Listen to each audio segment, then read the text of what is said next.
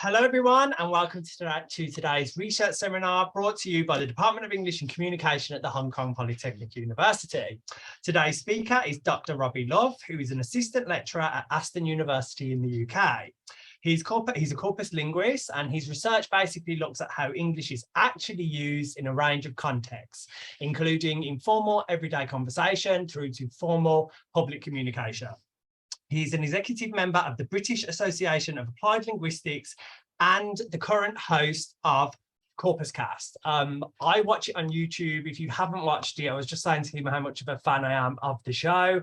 There are some just wonderful episodes to delve into, so please do that. Without further ado, I hand over to Dr. Robbie Love. Well, thank you very much, Jamie, for the introduction and for inviting me to come and speak for you. We were just chatting before we started there that it's been a few years since I visited Hong Kong Polytechnic University, and I have very happy memories there. So thank you, everybody, for coming along. I'm going to speak today, as the title suggests, about swearing, and specifically swearing among teenage speakers of British English. So I'll start by giving you a little bit more information about me and my background, and then I'll try to explain what is so interesting about swearing, not just in and of itself, but specifically from a linguistic perspective. And then, as my title suggests, I'll be looking at corpus data of transcripts of informal casual conversations between teenage speakers of British English. This is built upon my work with a large spoken national corpus, which contributed to the new version of the British National Corpus 2014, which I'll give you some more background about a bit later on. And I'm going to focus about one particular word, which is the F word.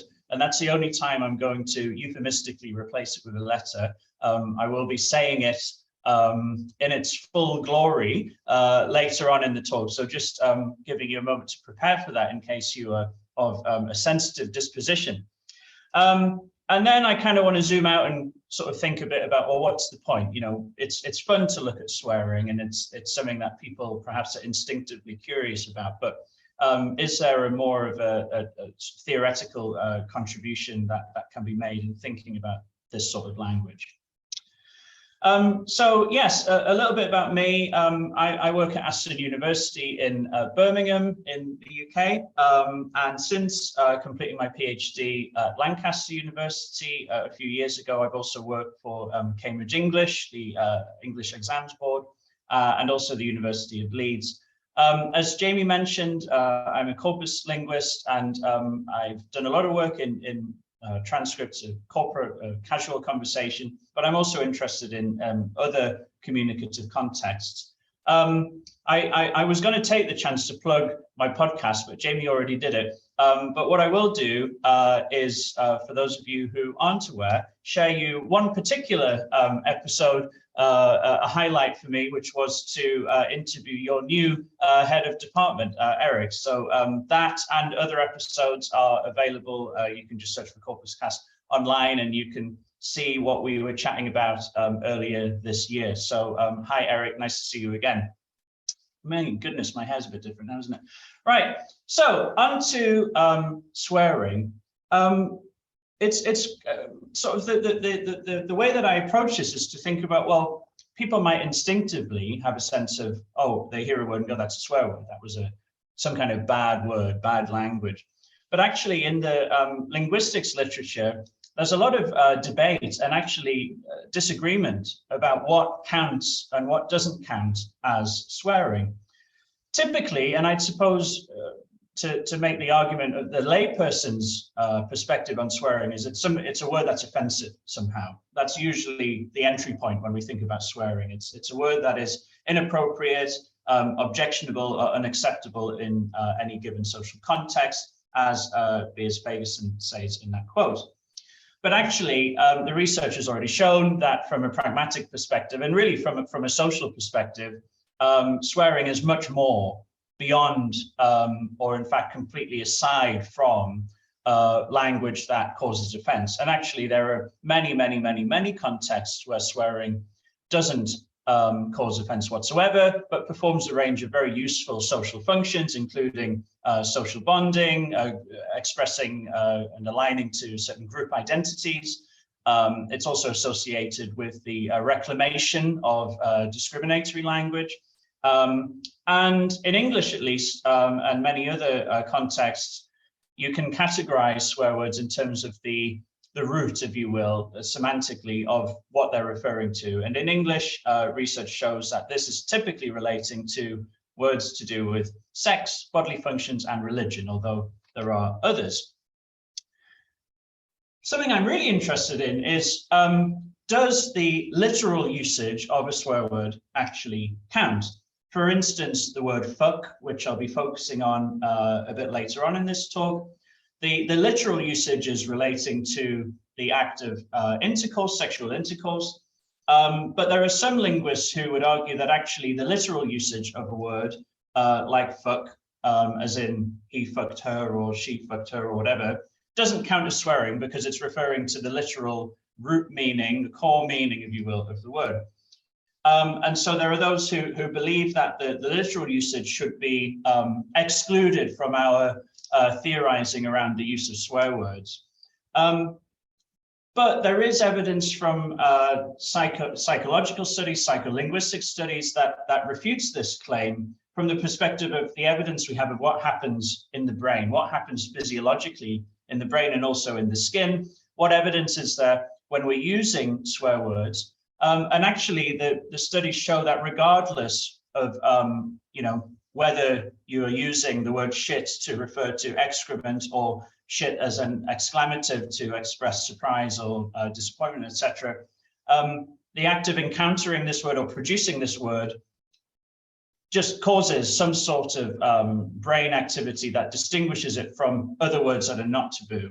We know that swear words do something to the brain differently to non-taboo words.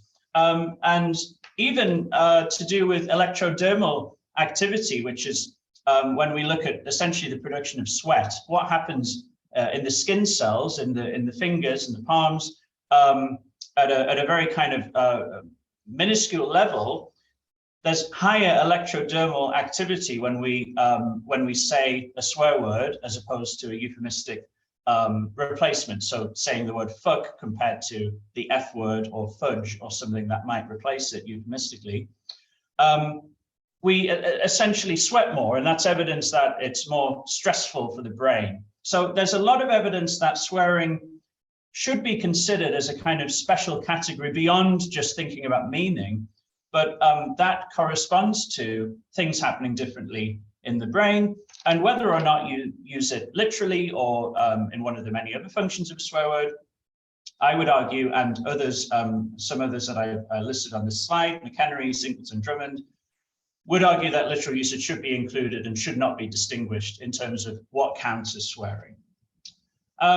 I mentioned McEnery there, Tony McEnery at Lancaster University, some time ago now, conducted research looking at the use of swear words in the original British National Corpus, which was a large corpus of British English compiled in the early 1990s, specifically looking at transcripts of casual conversation.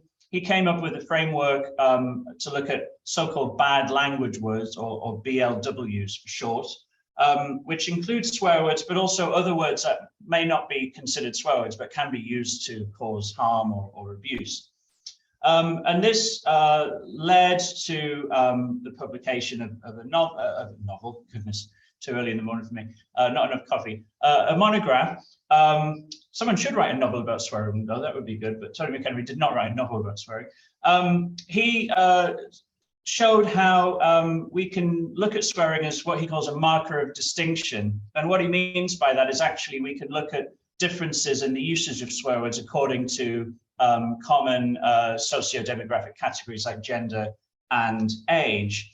And one of the claims from this work looking at data from a few decades ago, at least, is that male speakers typically draw from a stronger set of terms of abuse than female speakers. I also want to mention more recent work by Rob Drummond at Manchester Metropolitan University.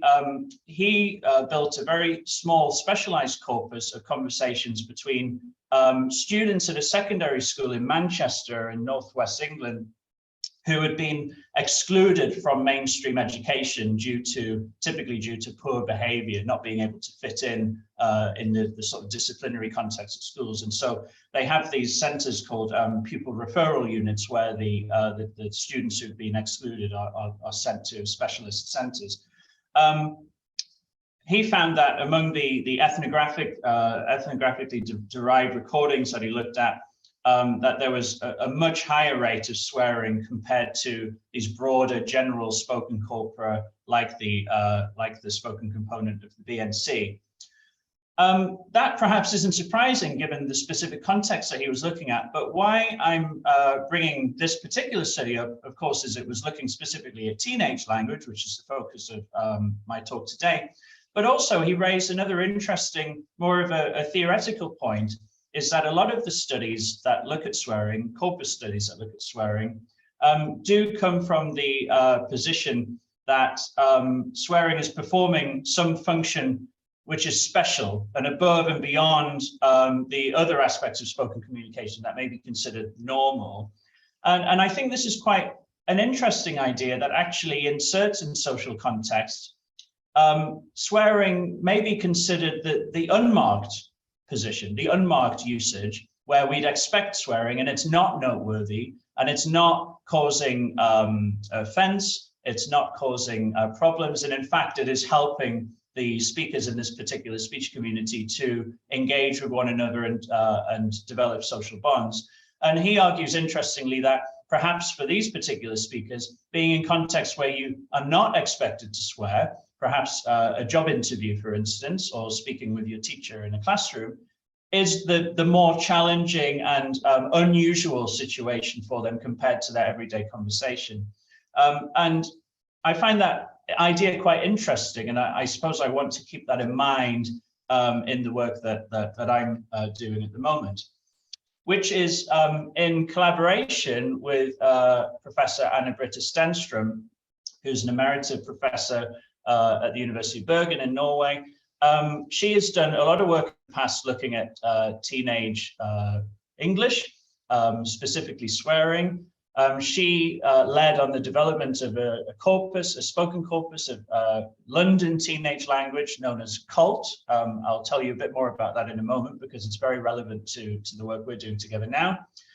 We're working together on a paper for the Journal of Pragmatics as a special issue in preparation at the moment on swearing that we are contributing to. We started talking, I suppose, just over a year ago now about making some sort of comparison of the use of swear words in the data from the 1990s, which is where COLT and the original BNC came from, and more recent spoken data, in this case, the spoken component of the new British National Corpus that I worked on for my PhD project at Lancaster.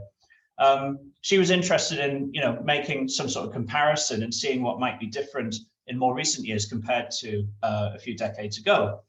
So the big question, sort of from a methodological perspective to begin with, is there suitable data that allows for, I suppose what we want are observations that can be generalized, right, about how teenagers use swearing. And that I want to emphasize this idea of generalizing our findings from corpora is a really tricky sort of claim to make, and I think it's often overlooked. I think a lot of research, you find a pattern in some corpus data and go, this is the case across the board. I'm certainly guilty of that in some of my work I've done with the BNC. Even a big so-called national corpus, we have to be really careful about whether or not, or the extent to which we may confidently generalize our findings. And I think I certainly could be more sensitive about that, but perhaps a lot of people could. And of course, the other issue is comparability. So you have the representativeness, if you will, of the corpus, but then if you're making a comparison between two or more points in time, are these data points comparable? Can you look at the differences and go, this is change over time, which is ultimately what you want to be able to say if you're comparing a corpus from a few decades ago to more recently.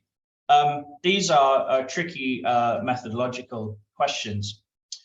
Another aspect, as I mentioned, the COLT corpus, Anna Britta had a particular interest in not just in any old variety of British English as spoken by teenagers, but a particular regional or geographical variety, the speech of teenagers in London. And I mention that because she led on the development of a corpus known as the Bergen Corpus of London Teenage Language. It's recordings created in the year 1993. It's about 500,000 words or 50 hours of recorded conversations among teenagers who were recruited in their schools in London. So we have 31 teenagers who were basically the research team at Bergen contacted secondary schools in London, and through their teachers were able to provide recording devices. And these participants at a number of schools across the Greater London area wore tape recorders sort of hidden under their uniforms and kind of wandered around and recorded themselves chatting with their friends, mostly at school, but also in other social spaces in the environment. Now, the reason I mentioned this and also the BNC is because actually the COLT corpus that was created by the Bergen team ended up being added to the original British National Corpus that was under construction during the same time period in the early 90s. And so the Bergen team and the group of researchers who were responsible for the British National Corpus, including Oxford and Lancaster and Longman publishers and others, did a bit of a deal. The Bergen team gave the COLT recordings, contributed them to the corpus in exchange for the BNC team doing the transcription work, because they already had a transcription system up and running. And so there was a bit of a trade there. Interestingly, though, what we ended up with now are two versions of the COLT corpus. And I'm talking about these sort of methodological points. It will become relevant to swearing if you just bear with me for a few moments. In terms of which version of record of the data do we take to be the most accurate or representative of what these teenagers were actually saying to each other at the time. And so we have the original version of COLT that was transcribed by the BNC team and is part of the spoken component of the BNC 1994. But then the team at Bergen took those transcripts and added more. They listened back through to the recordings and noticed that there were bits and pieces missing, interactions that they could hear that were not part of the transcription, and they improved the accuracy of the transcription and added about 20% more worth of material that didn't feature in the original BNC transcripts. And so you now have two versions. You have some recordings, transcripts that are part of the BNC, and then you have more detailed transcripts that are available as a sort of standalone corpus. Then, of course, fast forward a couple of decades and you end up with the development of a new version of the British National Corpus. As I mentioned, you have the original one, which includes 5 million words of casual conversation, 500,000 of which is the original COLT. And then you have the new one that I was involved with a team at Lancaster University and Cambridge University Press, known as the Spoken British National Corpus 2014. And that is about 11 million words, and it's part of the larger BNC, which was under development for some years subsequent to that. The full version of the new BNC is currently available to download in Lanxbox, and the big written component, about 90 million words, was released just last year. It took a lot longer to build that part over the years since. And if you want to read about the really well, I think it's interesting, methodological details of how the corpus was built and all of the decisions that were made, then you can read my book all about it, cheap plug.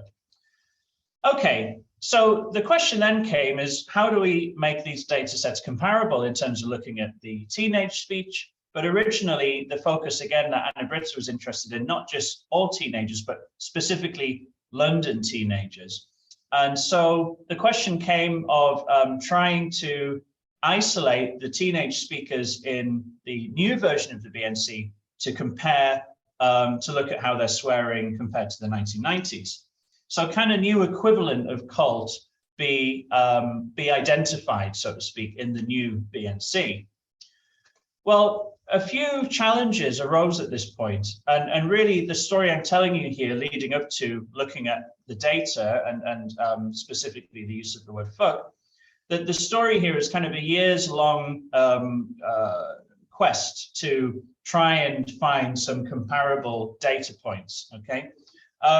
The original COLT was a separate study explicitly targeting London teenage language, whereas the new BNC was not intended for that purpose. It was a general corpus trying to get a broad sample of speakers from across the country. There are also major differences in the technology that was used to create the recordings. As I mentioned, there were, in the 90s, it was tape recorders that were worn under the clothes. And actually, a lot of the recordings were incidental, but more importantly, they were surreptitious. They were recorded in secret.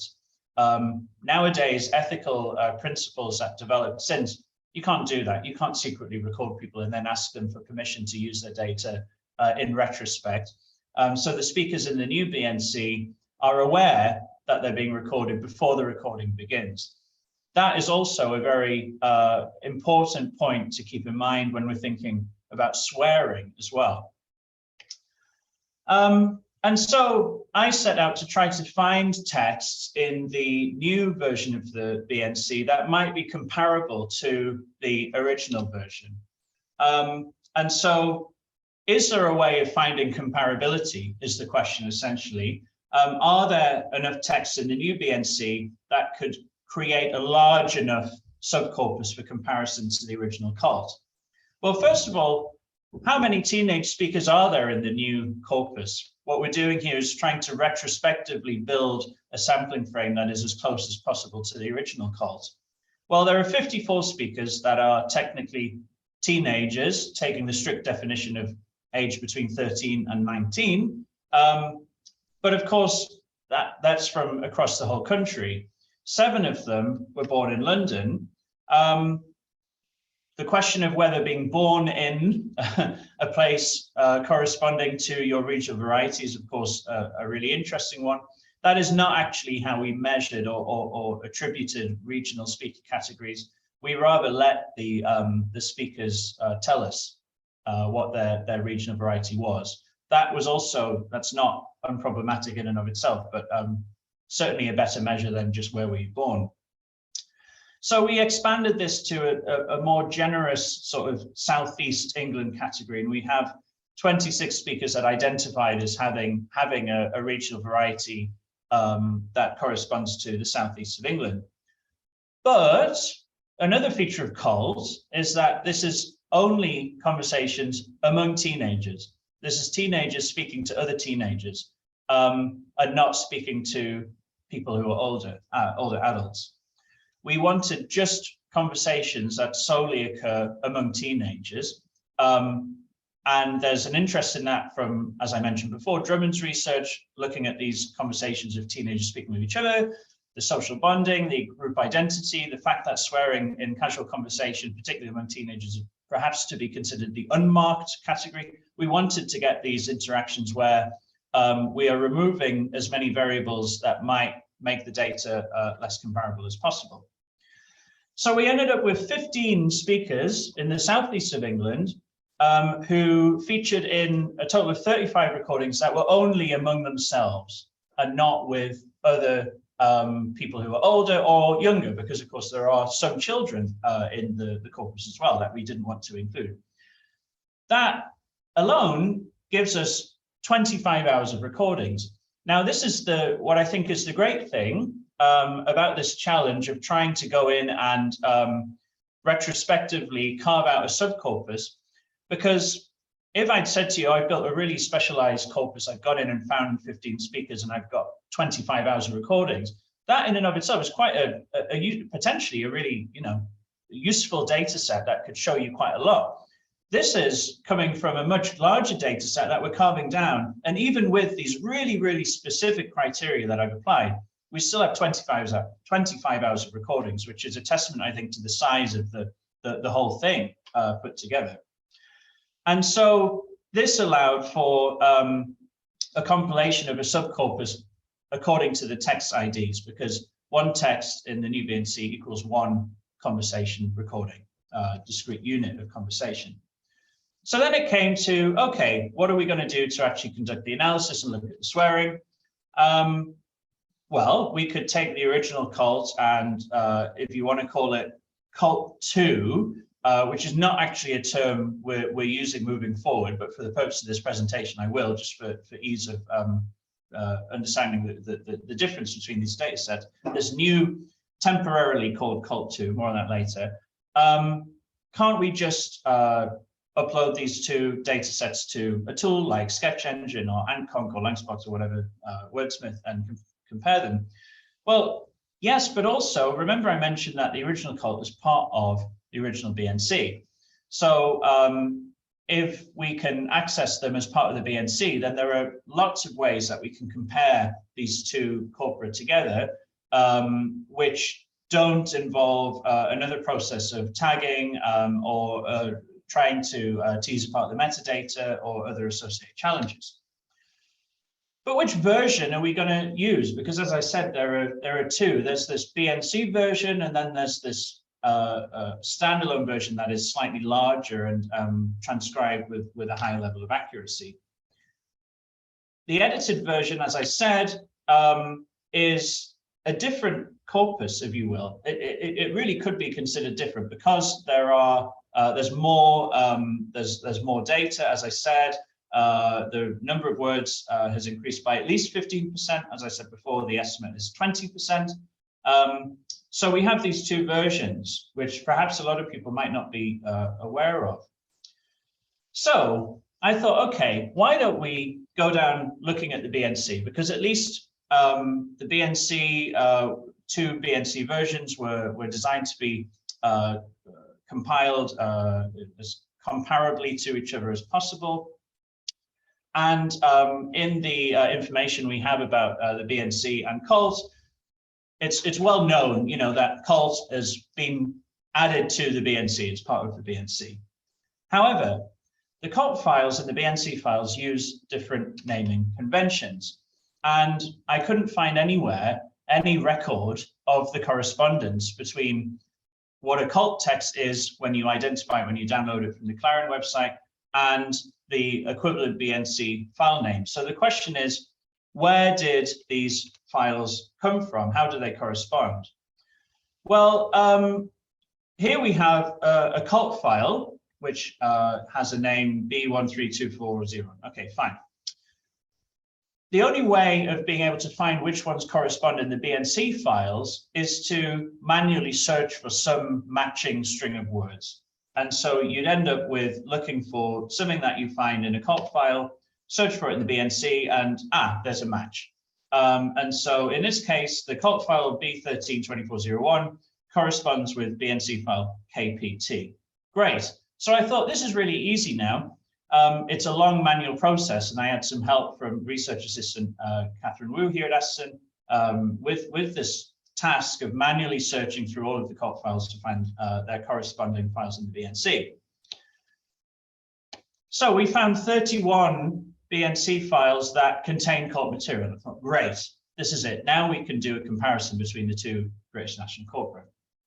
However, in the original BNC, one text does not equate to one conversation. What is BNC text KBD? Well, it's actually 24 conversations recorded by a guy called Barry in February 1992 with 10 other speakers, blah, blah, blah. The point is it's 24 different conversations all in one file, just one after the other. They're not separated out. Therefore, there is no way of finding a one-to-one correspondence between the COLT files and the BNC files. And even worse, or more, a bigger challenge is that the COLT recordings that we find in a text like KBD are mixed in with recordings that are not from COLT. So it's not yet been possible to properly isolate COLT files. Okay, so for now, what we've done is take the edited COLT files and download them as a separate corpus and put them in Sketch Engine, and then compare them to those texts that I identified earlier, containing our 15 teenage speakers talking to each other, etc.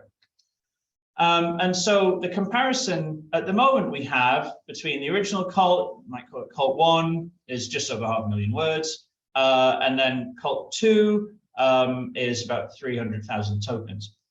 And finally, we're in a position, at least to start for now, looking at the comparison of the use of swearing. And so you'll be pleased to know, having gone through all of that methodological headache, and I will return to reflect on that at the end, we're now ready to actually do the fun stuff, which was what I started this talk talking about, which was looking at swearing. As I mentioned, Anna Britta has been interested not only in teenage talk more broadly, but also swear words. And so we were sort of building on that work that she'd done. And so we started to look at a group of swear words. We started with a set that I'd identified in a paper that I published last year looking at swearing. And there are different points of comparison, right? We thought it would be interesting, of course, to compare the London teenage speakers from COLT 1 and the London teenage speakers from more recently COLT 2. But also, we have the chance now to compare just the teenage speakers from London in the BNC to the rest of the spoken BNC, the broader population of speakers of all ages from all regions that are captured in the corpus. And similarly, the Southeast England teenage speakers in the new BNC and all of the other speakers, to see whether there is anything unique about these groups of speakers compared to the broader populations of speakers in the corpus. And then looking at FUC specifically, I retrieved all instances, all morphological variants of FUC. Of course, you can have FUC, fucking, fucked, fucker, and all these other forms. Retrieved them all and qualitatively coded them according to their syntax, but also, more interestingly, their broad sort of pragmatic function. And so this really, zooming in now, gives us an analysis of just over 700 instances of FUC among the London teenage speakers in the 90s, and just under 200 hits for the Southeast speakers, teenage speakers in the 2010s. And in terms of the functional analysis, I used a scheme from, I mentioned the work by McEnery on the original BNC. I used a scheme that he and colleagues developed in a project known as the Lancaster Corpus of Abuse, which I think is a wonderful name. Basically, they found all the swear words in the original spoken BNC and developed a scheme to categorize them according to their function. And this really is sort of a combination of meaning and syntax. You can see some of it is about what they're doing to modify other parts of speech, and some of it is more to do with the actual the pragmatic sort of function. So it's a bit of a hybrid. But what it does do quite nicely is give you these broad categories of the different ways and the different meanings of the word fuck, essentially. And so zooming out, starting by looking at a larger group of swear words, I want to sort of start by looking at all of the speakers in the corpora and then focus in on the teenagers. As I said, I did some work last year looking at swearing in among all of the speakers in the two corpora, and found a nice difference where in the 1990s, bloody is the most popular swear word, for example, bloody hell, followed by fuck, followed by shit, and then you have these other swear words that are much, much less common. When you fast forward to the new BNC, you can see bloody has really decreased a lot in relative frequency. It was over 600 per million, and it's down to just over 100 per million. Fuck has actually more or less stayed about the same, about 550 per million, but it has, because of bloody disappearing off the scale so much, it has become the most popular. And then you have a really interesting, significant increase of the use of the word shit and morphological variants. So, but it's this order that I think is quite interesting, and more on that in a moment. Because when you look at the teenage, the London or Southeast England teenage speakers specifically, something quite interesting has happened. When you have the young London speakers in the 1990s, they have fuck, shit, and then bloody, which is actually, you look at these top words, the same order as the adults dominating group of the larger population of speakers in the 2010s. And so you sort of potentially see teenagers in the 90s. A couple of decades later, most of the speakers in the BNC are late 20s, early 30s, right? And fuck is the most common word, and bloody is much less preferred. Now you have the Southeast teenage speakers in the 2010s. If we're talking about younger speakers leading linguistic change, which is often the direction of travel that we see shit as actually substantially overtaken fuck in terms of the frequency of usage, which I think is quite interesting. But because there's been a lot of research on fuck from a corpus perspective already, we wanted to really focus on, and Anna Britta, of course, was particularly interested in the original COLT, the fact that this is so common and it's still very frequent. You clearly have a drop-off here of two really common words, and then the rest much, much less frequent. I want to also mention, again, we're looking at all speakers now in the two corpora, the role that age plays, because age, of course, we're focusing on teenagers. Just to give you a broader context in terms of the overall frequency, where do they sit? Well, as you can see, we have a very clear peak of swearing usage in both corpora at the sort of late teenage, early 20s age group, okay? So that gives a justification for focusing on swearing in this age group. Yes, they do swear relatively more frequently than older speakers, and that is true in both corpora. What is interesting, though, we have these two trend lines here, and we have the blue one, which is from the 90s, and you can see that that is a more severe negative correlation between age and swearing usage. There's still a negative correlation, meaning that swearing is more common in younger speakers and then decreases with age. But you can see it is closer to horizontal, meaning that the peak in the new corpus speakers is less severe, is more of an even distribution across the speakers, which is, I think, quite an interesting thing to observe. And again, potentially, we're sort of talking about the same speakers growing up and continuing to swear, the same generation of speakers, I should say, growing up and continuing to swear as they get older. I also want to mention the role of gender, because that is relevant too. We haven't yet looked at the gender of the teenage speakers specifically. Again, the methodological challenges I've noted have sort of made that a little bit difficult, but we will hopefully get to that. But again, looking at all of the speakers in both corpora, there's another interesting difference here. In the 90s, you have the male speakers. In the 90s is blue, so males here, females here. There's a big significant difference in the rate of swearing. There's still the case that the male speakers are producing swear words at a higher rate than females in the 2010s data, but the difference is much smaller. And this accords with, as I mentioned, Drummond and other contemporary projects looking at swearing, that the gender difference, at least in the rate and usage of swearing, is not as big as it once was. So there's potentially an argument for a social shift going on with the use of swearing from a gender perspective. Okay, now we are zooming in just on these London and Southeast English teenage speakers. And I said that I did a qualitative coding of the syntax. We're looking here specifically just at a simple identification of the broad word class categories.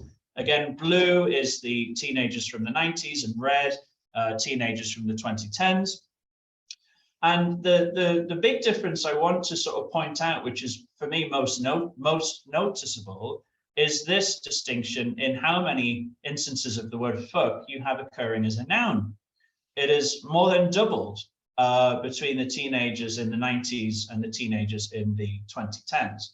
And so I was sort of immediately drawn to that. We also have some decreases in adjectival and adverbial usage as well, again, from a perspective of relative frequency. But this is clearly a really interesting difference. And I wanted to kind of dig in to find out, well, what is causing that difference in the use of fuck as a noun? Well, this now, looking at the function, starts to give us a sense of what might be driving that difference. When you look at the functions using the categorization scheme that I mentioned, developed by McEnery and colleagues at Lancaster, the emphatic usage, and I'm going to give you some examples in a moment, the broad emphatic usage of fuck is the most common in both, although it's taking up a much smaller slice of the pie in the 2010s data. However, what is arguably the biggest difference here is the use of the category idiomatic set phrase. This is idiomatic use of fuck in a set unit of a multi-word unit that comes all as one chunk. And this is, as the examples will show, what seems to be behind the substantial increase in the use of fuck as a noun, because we have only 6.1% of instances are idiomatic set phrases in the 90s and over 20% now in the 2010s.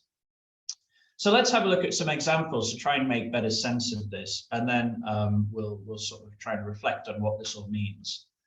The most common category, as I mentioned, is emphatic adverbs and adjectives. So you have things like, I can't be fucking bothered anymore. My teacher was a weird fucking psycho who fed us conspiracy theories.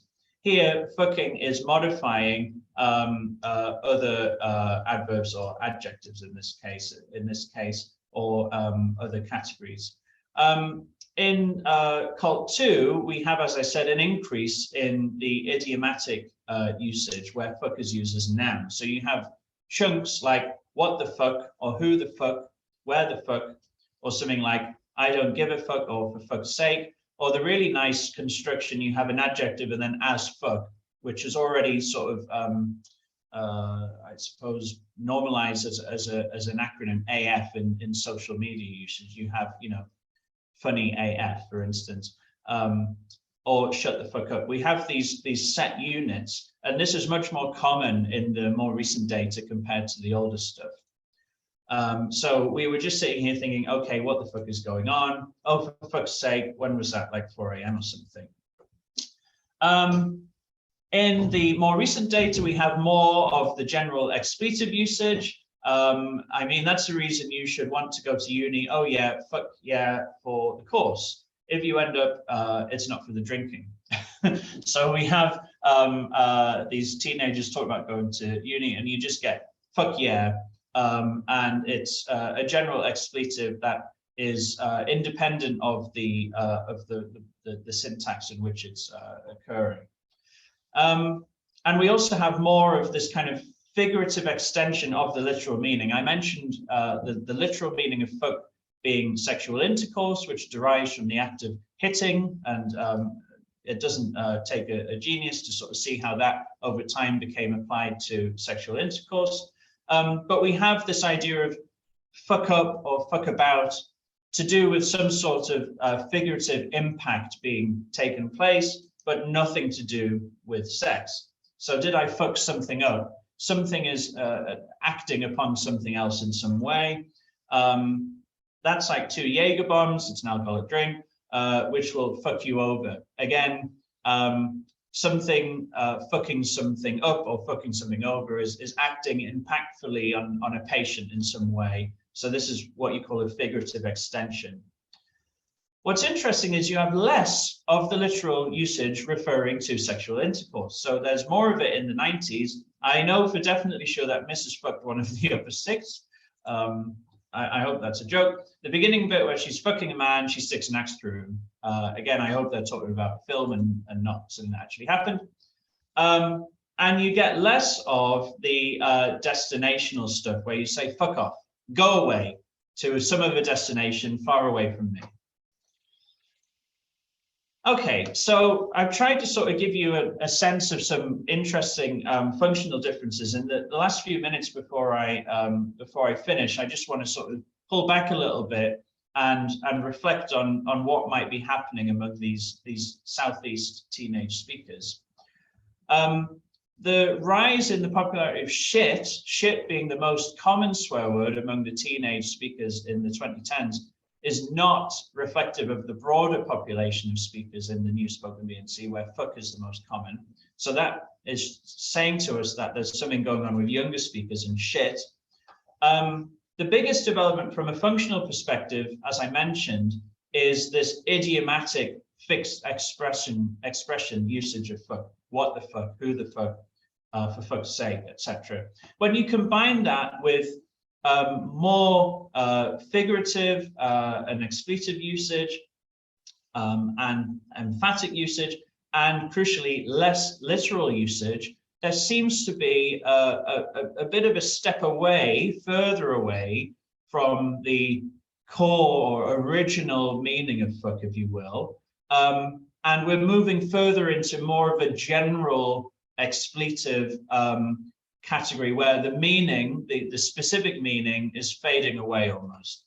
And so there seems to be an argument to be had about over time potentially fuck weakening essentially in its usage and moving further away from having a specific meaning and something much more generalized. And of course, you know, with a bit more scrutiny of the data and looking at other spoken corpora as well that are comparable, there could be an argument here looking at towards a decline of delexicalization or generalization, what, you know, those sorts of directions of traffic. So is fuck getting weaker? Well, I would argue that yes, there seems to be evidence that it is. But when you ask people, it is still seen as a really, really, really strong swear word, which does not accord with the fact that it is so frequent compared to other swear words.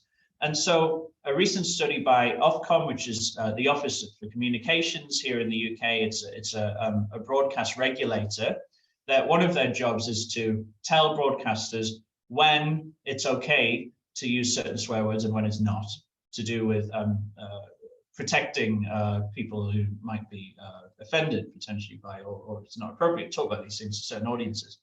And they say that there are 3 words that are the most offensive, and fuck is one of them. But actually, when you compare the 2 forms of fuck here, fuck and motherfucker, to the C word, which is also considered very, very strong, the C word is really, really infrequent compared to fuck. But when you ask speakers, they sort of see them as being equally strong, which I think is really interesting. And so you end up with these really interesting tables where they chuck all of these words, and a lot of them are really infrequent or specific to certain communities, and they can't say, well, here's some mild words, here's some moderate words, and here's some strong words. I want to skip a few quotes from readers of press reporting about swearing, which just, I think, give you a window into some of the discourses and ideologies around this. But in the interest of time, I will finish by reflecting on the methodology as well, because a lot of this is about finding data that is suitable to look at in this context. And I don't necessarily believe that we're at the end of this journey in terms of finding these comparable corporate teenage speech. They have to fulfill 2 objectives. One is large enough to be able to say something about teenage speech in general. But the other is comparability. And the larger you go with a corpus, the harder it is to build in comparability because you're introducing more and more variables. And so these two goals they're at odds with each other, essentially. And so there is a necessary compromise that's to be made. My argument is that, yes, there are some things that these two data sets that we have here have in common, but I don't think that they are necessarily enough to be really confident about the comparability and crucially the generalizability. So my next step in this work is to broaden this out to a larger pool of teenagers. We're no longer going to be trying to create a comparable COLT2. We tried it, and this is what I've shown you, and there's something interesting there, but I don't think it's enough to really be confident in this comparison. So we're going to broaden out to all of the teenage speakers in both the corpora, although that also has challenges from the metadata perspective as well. Okay, thank you. I want to finish once again just by plugging Corpus Cast. There's pictures of some of the wonderful guests we've had over the last few months. Thank you for bearing with me with this kind of weird talk, which was about swearing, but also about all these really tricky methodological things, which might have been really, really boring for you, but I hope not, because I think it's really interesting. And I think it's important to think about data and comparability and all these issues. So thank you. I will finish there with my references. Thanks a lot.